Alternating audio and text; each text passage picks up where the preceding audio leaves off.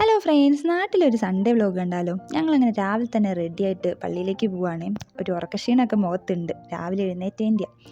അപ്പോൾ ഈ വീഡിയോ വരുന്നത് കുറച്ച് ലേറ്റ് ആയിട്ടാണ്, അതും കൂടി ഒന്ന് ക്ഷമിച്ചേക്കണം. അനിയും കൂടെയാണെങ്കിൽ ഫ്രണ്ടിൽ തന്നെ കയറി ഇരിപ്പുണ്ട്. അവനാണെങ്കിൽ സീറ്റ് ബെൽറ്റ് ഇടാൻ വേണ്ടി എന്നാലും ഫ്രണ്ടിൽ കയറി ഇരുന്നോളും. ഞാനും അമ്മയാണെങ്കിൽ ഒരേപോലത്തെ കളർ ഡ്രസ്സൊക്കെയാണ് ഇട്ടേക്കുന്നത്, ട്വിന്നിങ് ആവാമെന്ന് കരുതി. ഞങ്ങളങ്ങനെ പുത്തൻകുരിശ് പള്ളിയിലെത്തി. പുത്തൻകുരിശ് പള്ളിയിലാണേ പോകുന്നത്.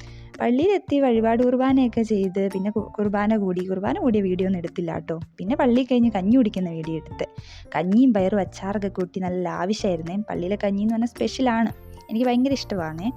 ആ പള്ളി കഴിഞ്ഞ് ഞങ്ങൾ നേരെ പോയത് അമ്മ വീട്ടിലാണ്. ഇതാണ് അമ്മ വീട്. അമ്മ വീട്ടിൽ ജസ്റ്റ് ഒന്ന് പോയ വീഡിയോ ഒന്നും ഞാൻ എടുത്തുള്ളൂ, വേറെ ഒന്നും എടുത്തില്ല. പിന്നെ കുറച്ച് നേരം കഴിഞ്ഞപ്പോഴത്തേനും അവിടെ നിന്ന് ഇറങ്ങി. പിന്നെ ഞങ്ങളുടെ വീട്ടിൽ വന്ന് അമ്മയുടെ സ്പെഷ്യൽ കപ്പയും ബീഫും ആയിരുന്നേ, സൺഡേ സ്പെഷ്യൽ. അടുത്ത ദിവസം മൺഡേ ഞാൻ തിരിച്ച് ഹോസ്റ്റലിലേക്ക് പോവാം. അപ്പം അതിൻ്റെ ഒരു ആഘോഷവും കൂടിയാണ് തലേ ദിവസം. അങ്ങനെ അതൊക്കെ കഴിച്ചു.